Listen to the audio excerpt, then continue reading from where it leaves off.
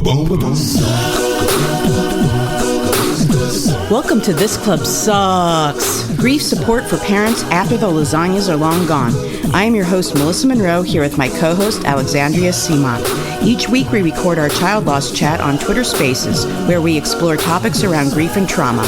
Whether you are a bereaved parent, want to support bereaved parents, or exploring other sources of grief, we'll be here holding space after the lasagnas are long gone. Oh, this club sucks.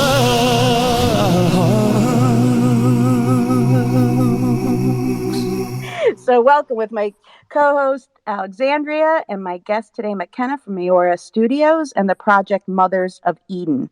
I want to start by introducing our beautiful guest, McKenna, and ask her about her project and how it was birthed. Hi, so my name is McKenna Woolley. I am an artist, mother, graphic designer, and I am the mother of 4 children, and my third baby is my angel baby who passed away when she was 11 months old, 18 months to the day ago. She passed away in an accident, and it was quite a shock to our entire family. Obviously, we weren't expecting it, and it's been quite the year and a half of intense grief and anguish, and just striving to heal and to find my life again. So through that, I've always been an artist and an entrepreneur, and in the last 6 months, I would say, my husband has been my husband was into crypto before this, and now in the last 6 months, he was really encouraging me to start a project for mothers. And so my artwork and all that I'm doing in this, in Twitter and all that, is to build up this brand, I guess you could say, for mothers, and to kind of provide some resources for mothers who are going through a lot of challenges, whether it's through infant loss or infertility, or the range of experiences that mothers have in their journey. So sorry, I'm like trying to get in the groove. I haven't done spaces in a while, but yeah, that's just a little bit about me. Well, thank you. What a beautiful way to honor the memory of your little one. And again, I'm so sorry that we share that experience. Now, you were an artist before your loss. Yeah, so I went to school for art, and that's when I met my husband. We were both in college, and I was doing the art program for painting and drawing. And we met and married, and then I started having kids and actually stopped my degree because I couldn't manage the time between my kids and my art and doing generals and all that. And so I just kind of went full force into only doing artwork. So I was doing a lot of abstract expressionism before this, and a lot of that is just like experiencing the materials and physical painting. And then after a while, we ended up moving into an RV, and I wasn't able to do my painting like I used to. And so I've always, ever since before I met my husband, I was building blogs and kind of really experimenting with graphic arts and photography before I started painting and drawing. And so that's kind of always been my backup when I wasn't able to physically paint. So I started getting into full force, putting all my energy into doing branding, because that's what was ending up making me more money than my actual painting. the effort to benefit ratio was a lot easier for me, just because there wasn't so much cleanup. I didn't have to go to art fairs. It was just, I could put my designs online, and I'd have people reach out to me asking me to build their websites and asking me to do their branding. So I was doing a lot of branding and graphic design before that. And then this whole project is kind of a combination of those two things. So when I started the Mothers of Eden project, it's digital, and so I had all of my images scanned from my physical paintings. And I've been trying to really figure out my digital drawing style, because, physical paint is so much different than drawing with an Apple Pencil. So I have tried to combine those two worlds by utilizing a lot of my textures and a lot of my abstract paintings into my digital artwork. So my profile picture, you can see now, is actually, it is part of that. So you can see the texture from my digital painting or my physical paintings integrated. But yeah, it's been an interesting ride, a big roller coaster of, finding myself, but also finding my art style, and also kind of getting in touch with who I've always been, but also who I am now. And a lot of the artwork I use, and a lot of the symbols, and just from the flowers and from the reference photos that I use, a lot of them are from my daughter. Um, so it's kind of been an interesting, like, spiritual experience for me to create the artwork and to kind of infuse her into the artwork.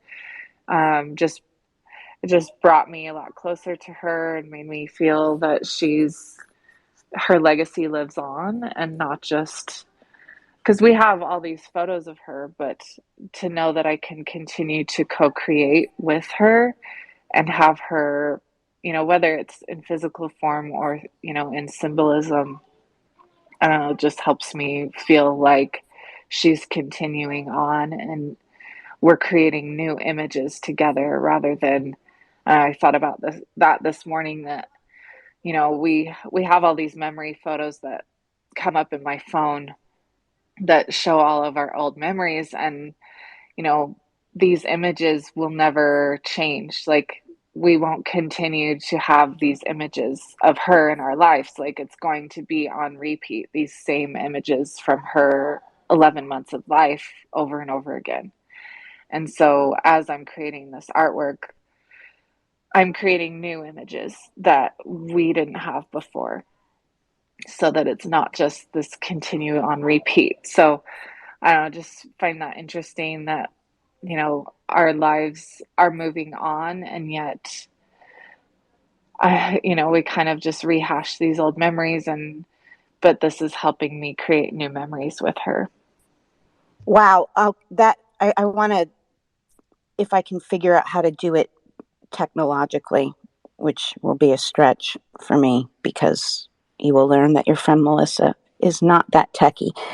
But I'm going to figure out how to cut that clip there. That is such an important point that you bring up. I've never met a bereaved parent, or anyone that's lost anyone, really, that doesn't feel, lost someone close to them, I should say, that doesn't feel sort of a driving need to continue that loved one's legacy. But you're right. You're dealt with the pictures that you have and the memories that you have, and not only can that, be heartbreaking all over again, but it can contribute to, what some people refer to as movie memories, where you start to see the pictures outside of you. You start to not remember. Like, I know that when I look at a picture of Alice, I have to close my eyes and try to remember what it was like to be in that moment, because I could tell I was starting to see it as like that picture out there of a moment that, you almost start to feel removed from the moment.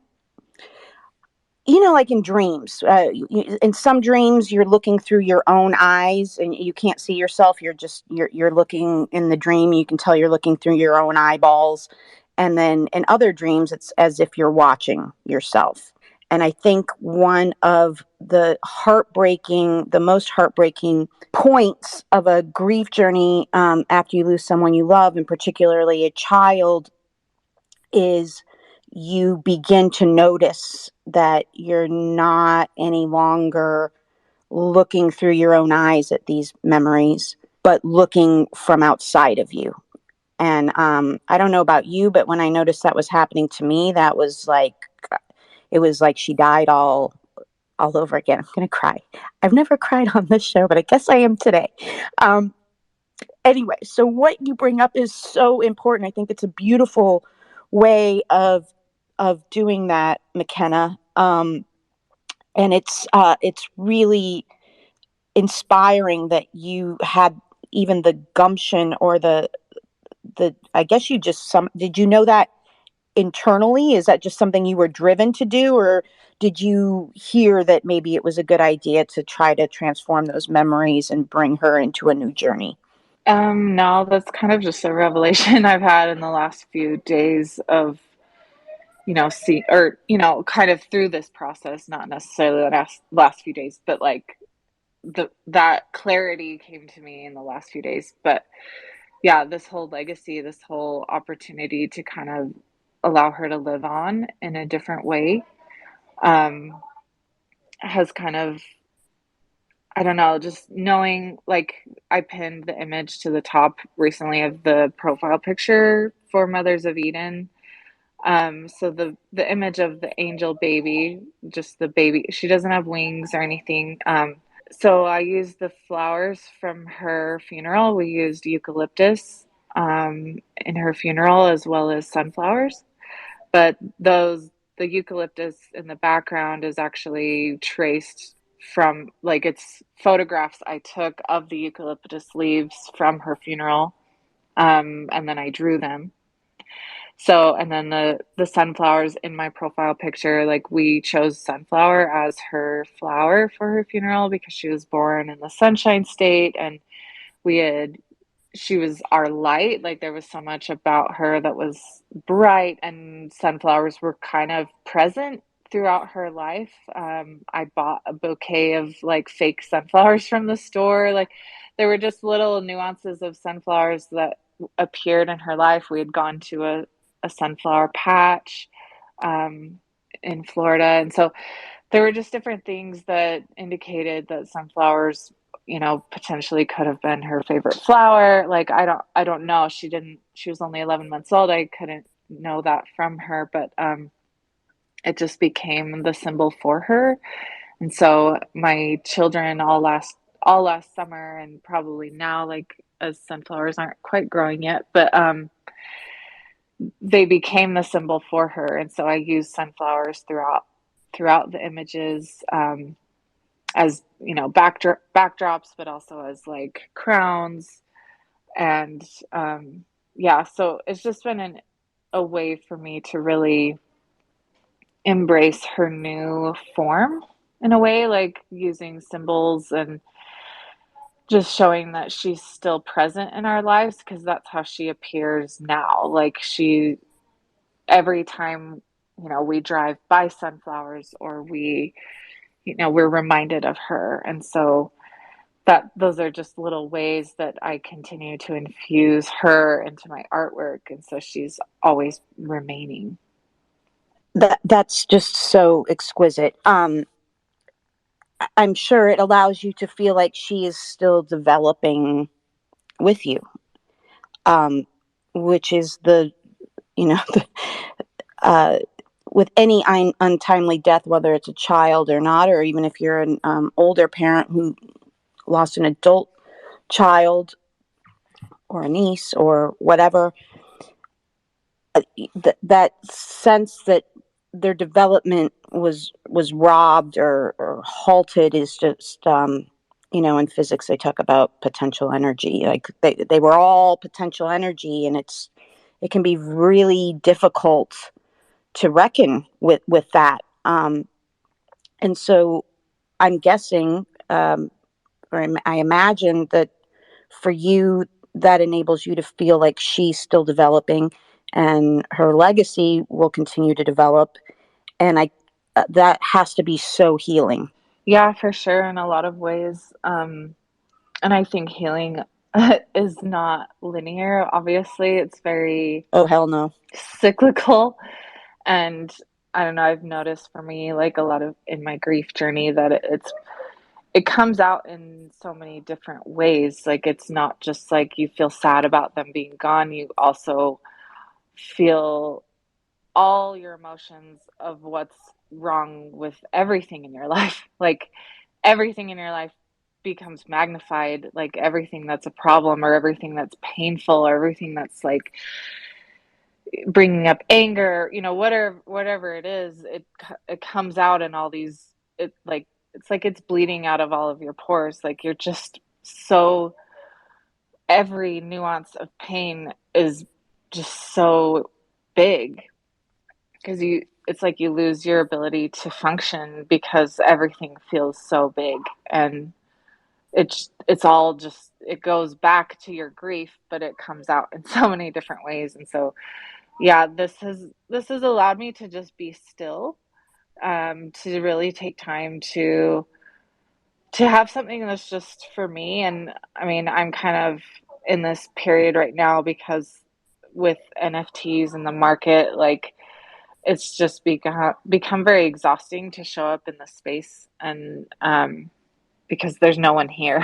Everyone's gone, like everyone, the money's gone, like everyone's just sort of like, there's just there's no momentum.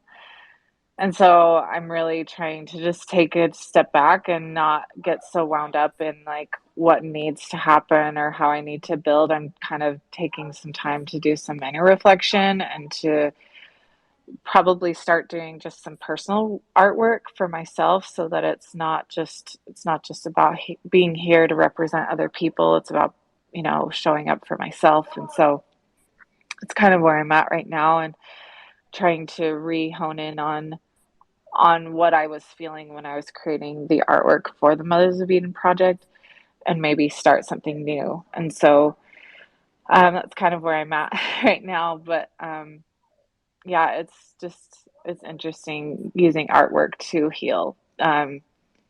It's it just helps you to settle down, helps you to center. It's just a way of really getting into the quietness and just being with your mind and your hand as you create.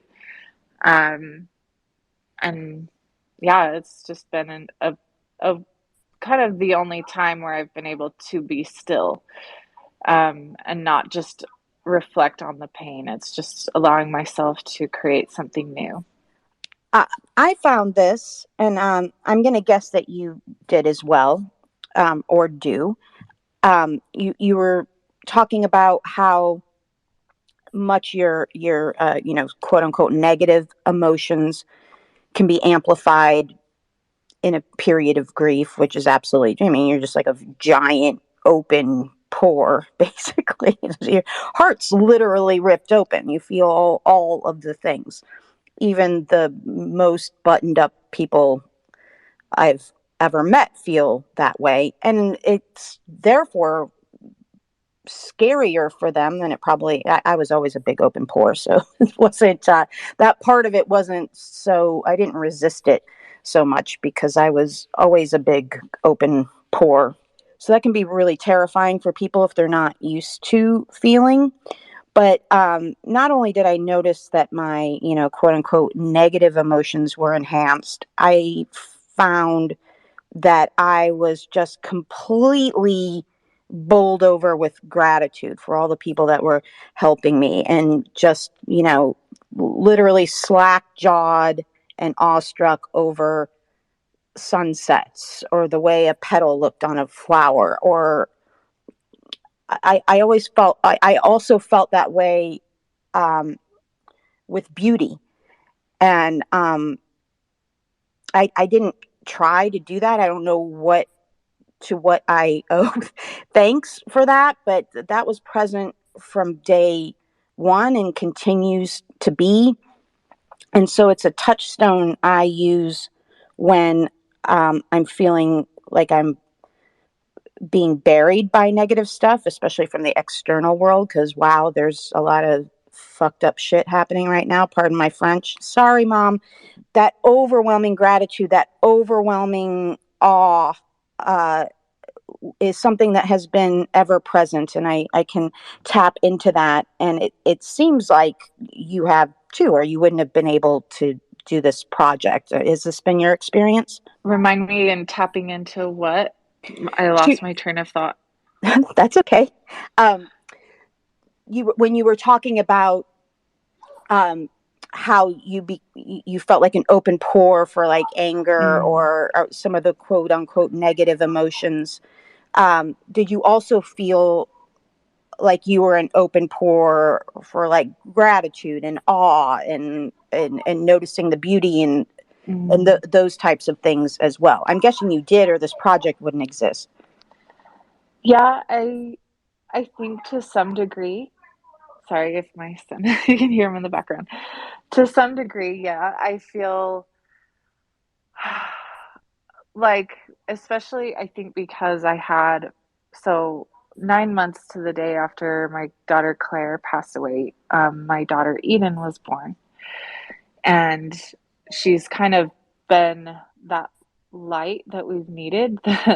And not everyone experiences like having a rainbow after loss. But for us, it just showed that she was taking care of us.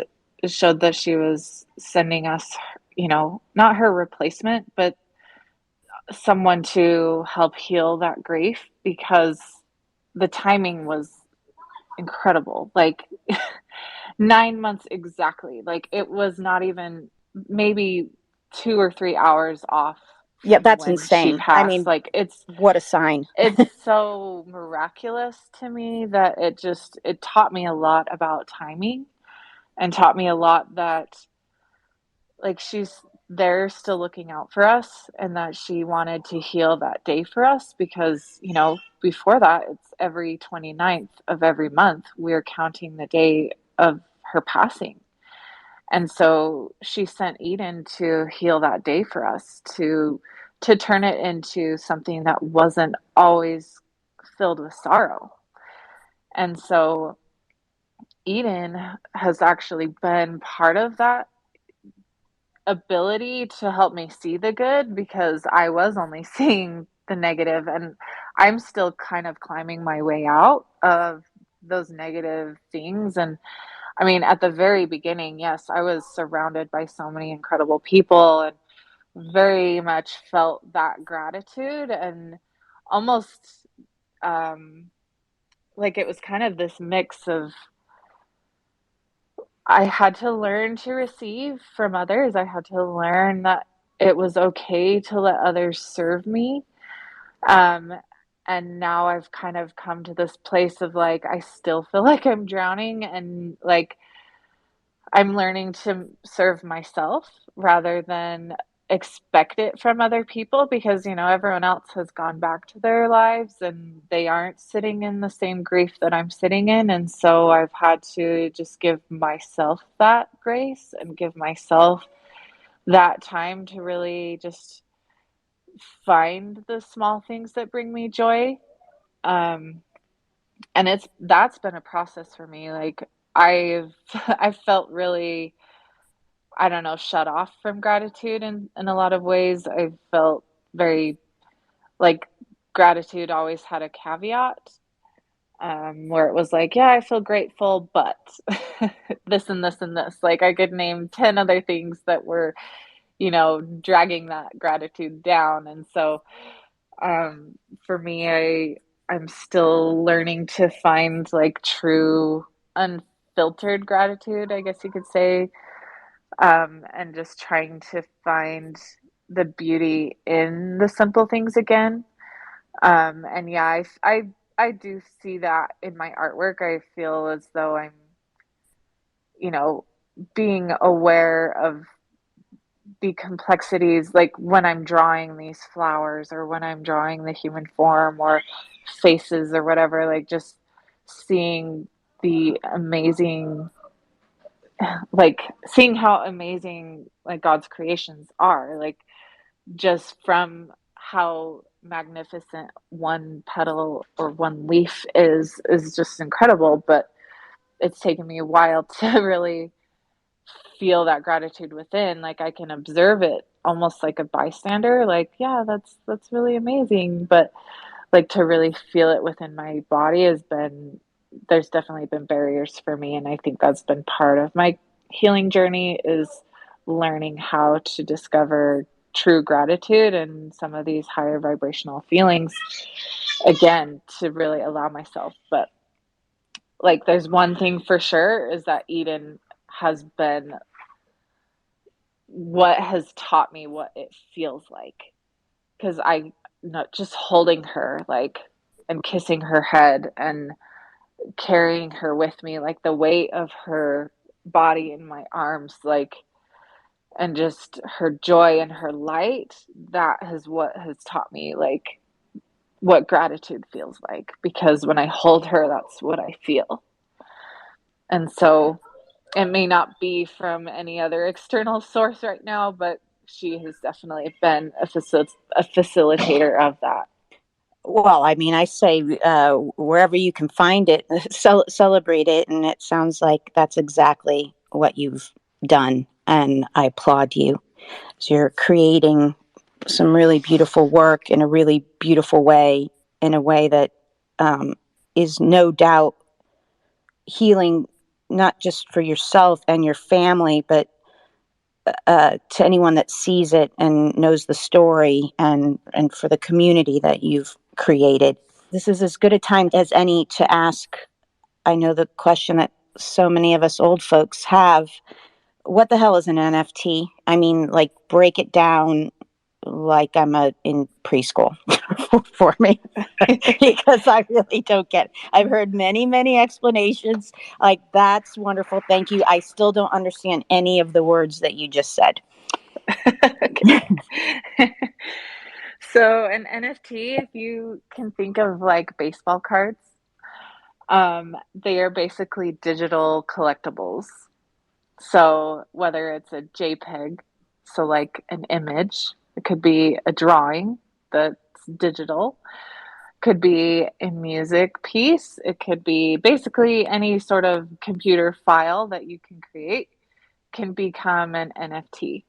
So just a digital collectible that is tied to, instead of having it be purchased through dollars, it's purchased through cryptocurrency. So you use different blockchains, is what they're called, that are these currencies, right? So there's, everyone knows Bitcoin.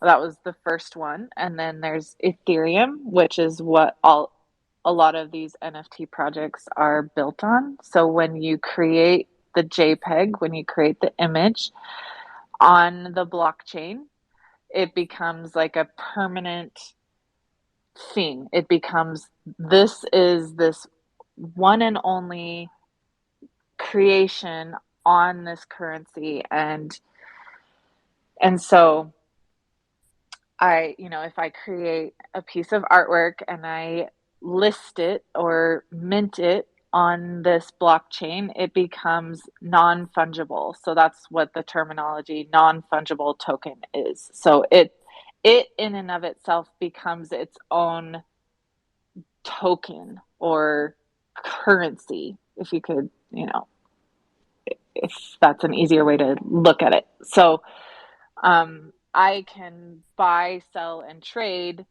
with this token, this image, or this art piece, whatever it is. And so I'm the only, currently, like if I were to buy one or if I were to create one, I would be the sole owner of that NFT. And then I can choose to sell it. And the original creator, so let's say I bought an NFT that someone else made, the original creator still has their information integrated into it, and so they continue to retain royalties for their artwork that they created. So this has never been possible before. Like when you sell digital artwork on any platform, anyone can download it and they could redistribute it without your knowledge. And there's no track record of it. There's no way to trace that they've bought and sold it, or you may know they bought it, but you don't know that they maybe emailed it to their brother and you don't get anything for it. And so this is kind of the way for digital artists or any artists who are creating art digitally or turning their art into something digital where someone can download it. This is a way where it can be bought and paid and sold digitally that has a track record, that you can see continuation of owners, and that if someone were to take that art piece, they would, or buy that art piece, they would have certain rights to the properties within it, where they could use it for putting on their own t-shirts or creating their own merchandise out of it. And um, they would have certain legal rights to that. It just depends on what you put into your, what is called a smart contract. Did that make any sense? Please ask any clarifying questions if you need any. Yes, that's made the most sense of any other explanations I've heard. It's always just been blockchain. I was like, what the hell is a blockchain? That when you meant, I don't even know what that. It was Yeah. any other explanations. I like, oh my god, you just used. I feel like you just explained that to me in Russian. I don't know what any of the words in the explanation mean. So thank you. I appreciate that. Obviously, that that one thing I always. I felt bad for my painter friends because they would often sell a painting for maybe $1,000, which is, sounds like a lot of money, but not if you've worked on it for 3 months or 4 months. It's pennies an hour that you're making then, and then maybe they get hot and some millionaire buys it for $100,000, and then eventually it's sold for millions. The artist never received any of that money. And so I guess this prevents that, which is amazing, and I'm all for it. Musicians have notoriously always been screwed by their record labels and stuff like that, and still are.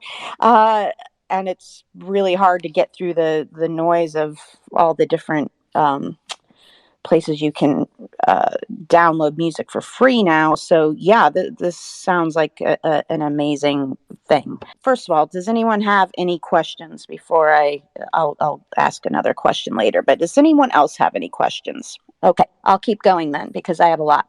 In one of the articles I posted in the Nest, Dr. A posted it in the Nest because I don't really know how to do that.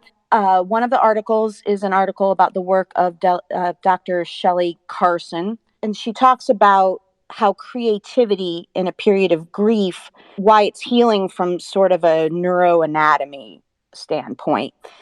We all know that maybe we don't all know, but it's relatively well known that in times of grief or trauma, your left brain and your executive functioning are shut down or at least greatly diminished.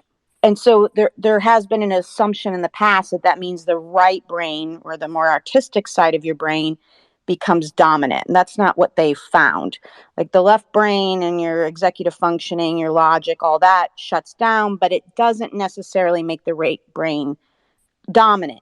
But it does make it easier. Some people who are very, very, very left-brained have trouble ever accessing their right brain functions because they're so dominant in their left brain. So if that's shut down, what that does is give people more access to their right brain functions and their creativity and their ability to synthesize information rather than analyze information. And so it's a great time to use creativity as a tool. Because it just balances the brain overall. Your creativity is more accessible, and so you can, perhaps put things into music or art or writing. I write. I used to dance also. I should probably dance more often, but that's another show. Um, uh, all of those things can take advantage of the openness and the roadblocks coming down to the right brain function, because so much of grief can't be put into words. No matter how verbal you are, it just you couldn't explain it if you tried. You can't analyze it. So having that right brain function opened up. Now, when I read this made me realize that I know for myself, and I know from many friends, that when that creativity kind of feels open, we tend to go to whatever creative gifts we already have. Like I went to writing. I went to writing for more than one reason, though. I feel like I would have gone to writing even if I hadn't been a secret closet writer for many years. Uh, Partly I wrote because I couldn't keep telling the story over and over again. It was exhausting. I felt like if I talked for even a half hour, I felt like I had to sleep. And so writing it out spared me the re-traumatizing of telling that story over and over again. So I think I would have probably found writing anyway. But it was also something I did prior to my trauma and my grief. So it was an easy way to go. Had I been a musician, I played music growing up, but it's been a long time. So in order to express myself that way, I would have had to study the piano again. I would have had to hone those skills again. So I think a lot of us do that. And from what you were saying, McKenna, it sounds like that's what you started to do. But I also realize, and from reading some of the things we put in the nest, there there is potential great gift from learning new forms of communication and expression as well. So what I really like about your story, McKenna, is that uh, you went to any kind of creativity whatsoever, and you went to what you knew, but you also learned necessarily new ways to integrate the gifts that you already had. And that helps your left brain come back on board. So the learning, the problem solving of like, okay, well, I can't paint, so but I can do this. I have room for this, so I can do that. You were doing both, and that just really helps balance your brain. And I wonder if you know any other stories like that, or have friends that maybe started to go toward a form of expression that they were used to, and then had it evolve through their grief journey. I don't know if I have examples of other people, but yeah, that is definitely an example for me. And for me, it's opened up new ways of learning and new things I've wanted to learn about. So I think because of Eden's timing of her birth, I got really fascinated into astrology, because it just, like, the day and the minute we're born matters, and it makes an imprint on who we are and what our, life's mission is. And so for me, I started really seeking out, what is my purpose here? Because I think for me, it was this total loss of not only my daughter, but what is the point of life? Like, why am I even here? What is the point if it can be so fleeting, if it can so easily be gone in an instant? Like, what's the point of me even staying? So I really went down new rabbit holes on spirituality. And even though I was raised very religious, it I needed to learn my spirituality from a different angle to really understand spirituality for me, to understand how it works, because I felt so disconnected from my body. And so and like my spirit and my soul, like I just felt so out of it. that I wanted to learn with my cognitive brain how it worked. And so that's kind of the path I took, and so both worlds kind of became integrated because I've used, a lot of the things I've learned. I'm trying to now figure out how to integrate it into my art. But also, yeah, I've just become very fascinated with, the way the world works spiritually, whether it's real or not, made up or not. Like, it's part of our long-term history. Like, astrology has been around for so long. But it's just been really fascinating to me to kind of connect with that in such a unique way. And it's a path I never thought I would take. I've always been like cautioned against things like that, of like, oh, it's not real, or, it's not, it's all made up, or so I don't know, it's just been interesting for me to kind of learn different things. Like, I've learned about neuroscience and beliefs and how our beliefs can create our reality, and just so much of quantum healing.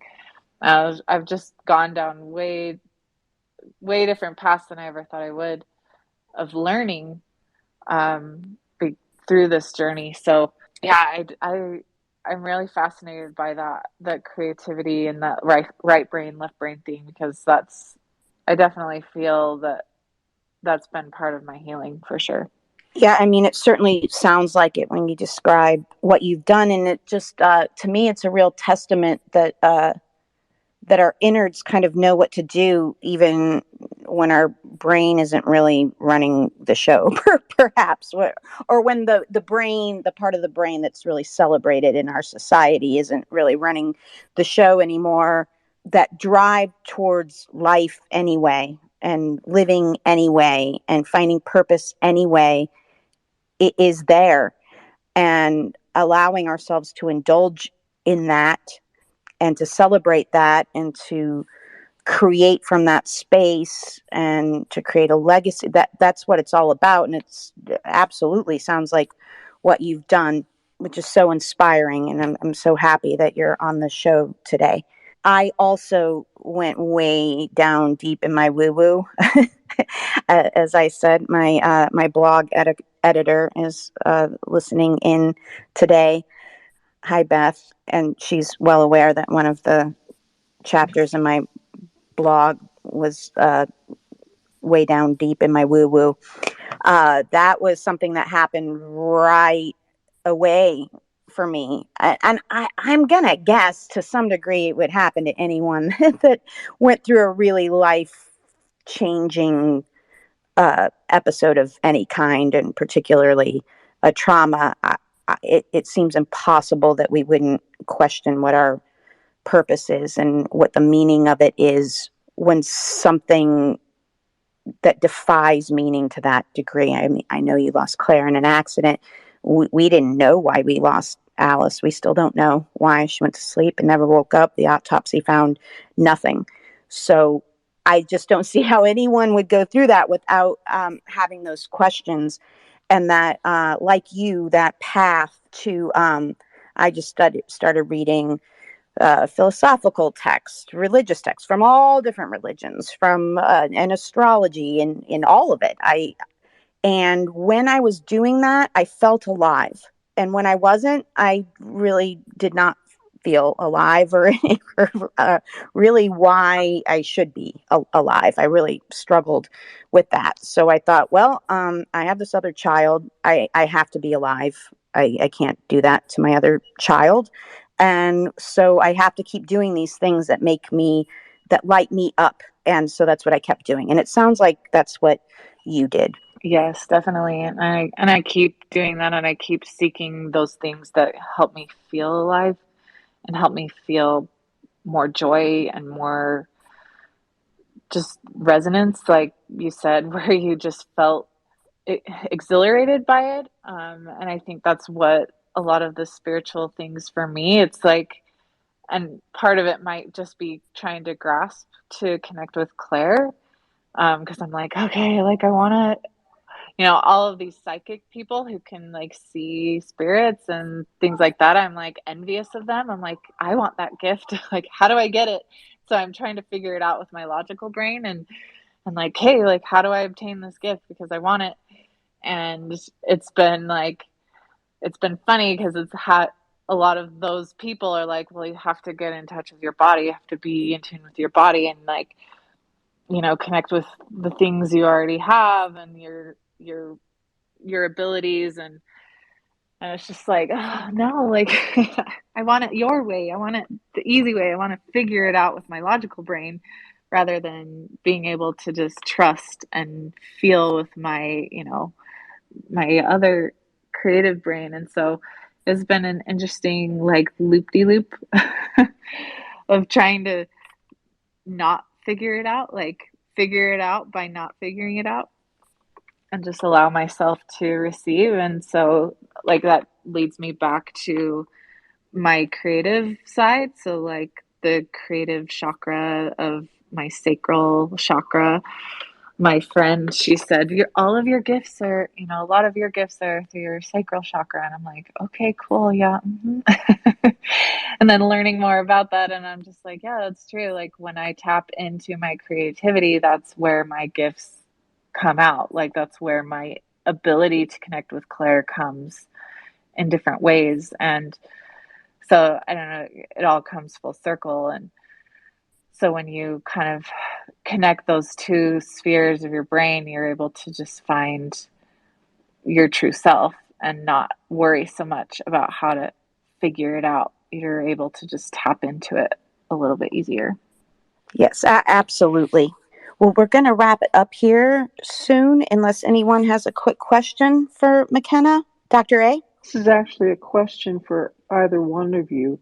At which point after you lost your child did you start doing art, and when did you realize that the art was helping with the grief? Like I said, I found that I couldn't keep telling the story, and everyone wanted to know what happened, and I just couldn't keep saying it over and over again.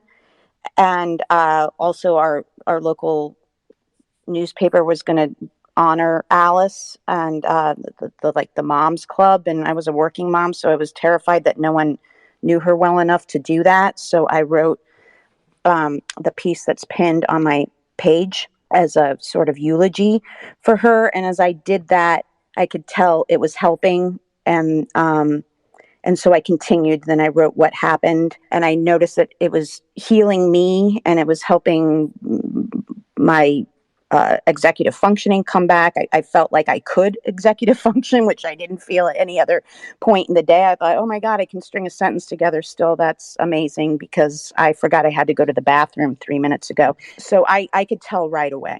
And I just kept going with Beth's help. God bless her heart. Oh, you don't really need a lot of help.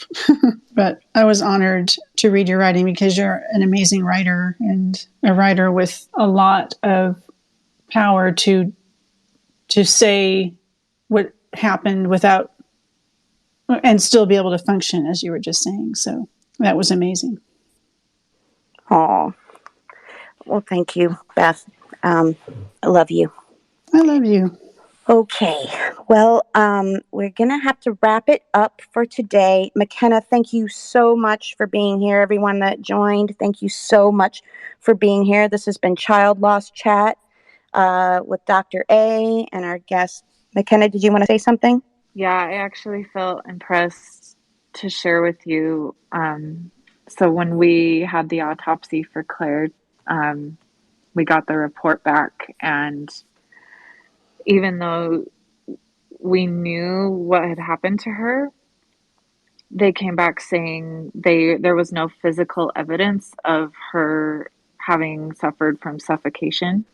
Because when she passed, we knew that she had suffocated, and there's hemorrhaging that should happen in the lungs when that happens.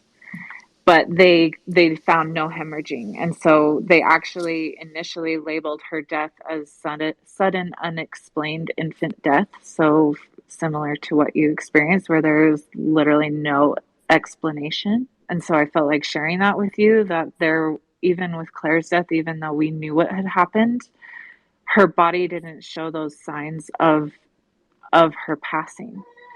And so I have come to spiritually understand, and it's hard to say that this is the explanation for every death, but or anyone else's. This is just my experience with Claire, but that she needed, like, that was her path, that was her journey. And I've had to, come to terms with that. But also, it's brought me a lot of peace that, like, even though we know what had happened, like, her body didn't suffer, and that she chose to leave her body in that way because her mission is greater on the other side, that she is aiding us in our path, in our life, in our, progression.